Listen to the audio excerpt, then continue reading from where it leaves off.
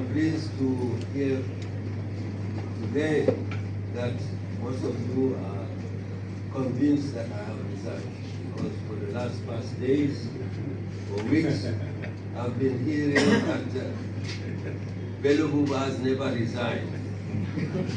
Now that you tell me that you are convinced that I'm resigned, I'm pleased and thank you for that. Why have I been so silent for so many years? It's very simple to understand. For that many years, I've been in action, implementing my duties as members of government. Now that I'm a candidate for the presidency, all my time will be devoted to the campaign. And once elected, as I hope, I will organize my time to implement the projects and the commitments that I've just read to you.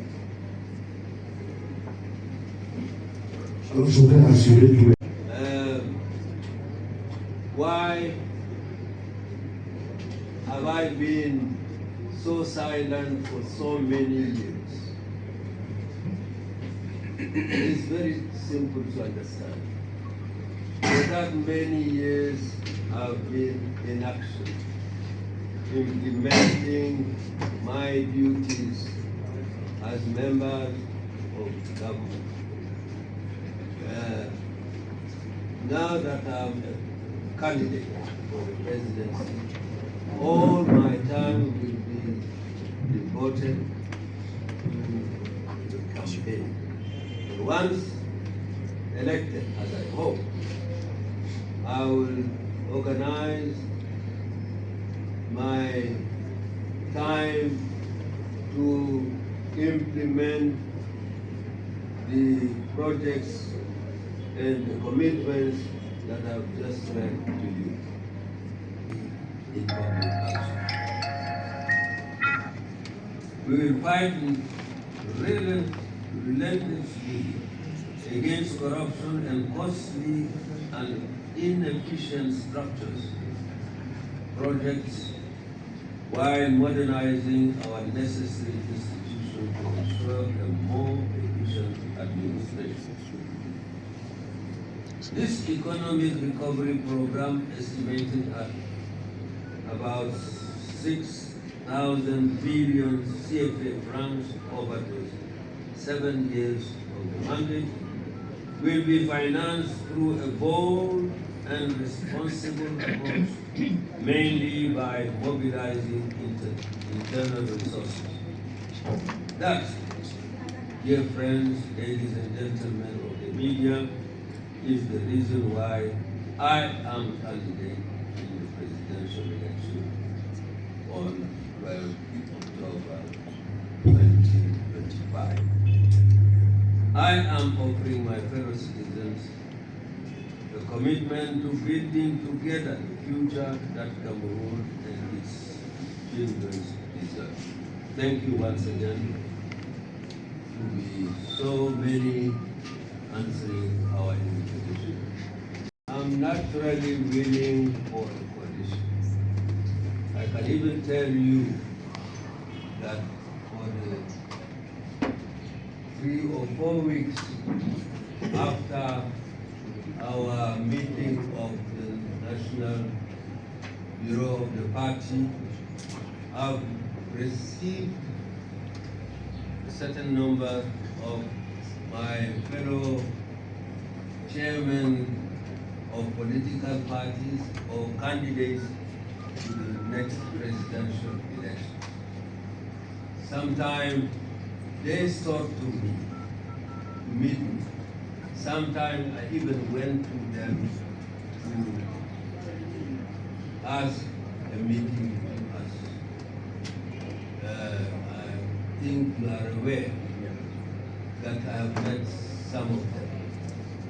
Now that the Constitutional Council has decided and that I am a candidate, I intend to start again asking bilateral meetings with my other colleagues, candidates to this presidential election. I think this is a common sense. I cannot pretend to go for presidential election and think that I can ignore other candidates or not understand that to win presidential elections, the major election in a country, the candidate, any candidate must understand that he or she should go not only to any constituency, but meet and discuss and seek a coalition if necessary, or at least an understanding on common goals and aims for any candidate. Because we have experienced how elections have been conducted in our country. We have understand that elections have not always been fair and free. So we think that candidates should at least meet and discuss around common interests they have.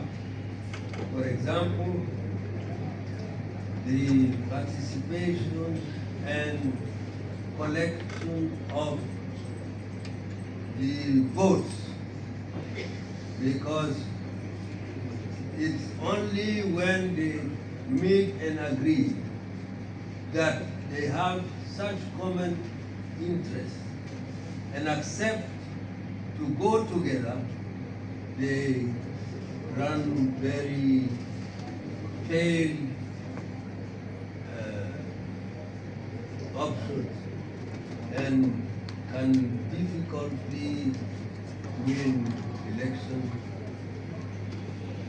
in our country. So he has always put the youth as his priority. Maybe it's because he also got into office very young. He was PM at the age of 52, 1853. The second part of the question is just, like I said, pragmatism. When you have a 43-year-old establishment to bring down, an establishment that is older than the internet, that is older than democracy in Africa for most countries, is not a child's play. It's very tempting to say, I can do it, I will do it, or this young person, that young person. But let's be frank. If the NUDP, if the CPTM has always made sure it's had good coalitions around itself, despite the fact that it handles all the levels of power, it will be very presumptuous to imagine that the opposition can go in individually, every party running for itself. The need for a coalition, therefore, was principal. Therefore, I ask myself the question, can a youth today in any party, not just NUDP, can any youth today say honestly and sincerely that they can canvass the support of the cross-section of opposition leaders? I doubt it. Maybe I don't know. So with the youth told him that we still think he has something to give, because he was asked why not put in a youth, and he was very open to the idea of putting a youth. But we told him, sir, we think we still have something to give. Help us to bring down this regime. You know the opponent best. You know the system best. Help us bring down this regime. And the facts have shown that you have our interests with the youth at heart more than every other candidate. They certainly have the interest of the youth, but the facts have shown that you have more than every other person put the youth at the center of all your political activities and efforts. Therefore, you are best placed to get our trust.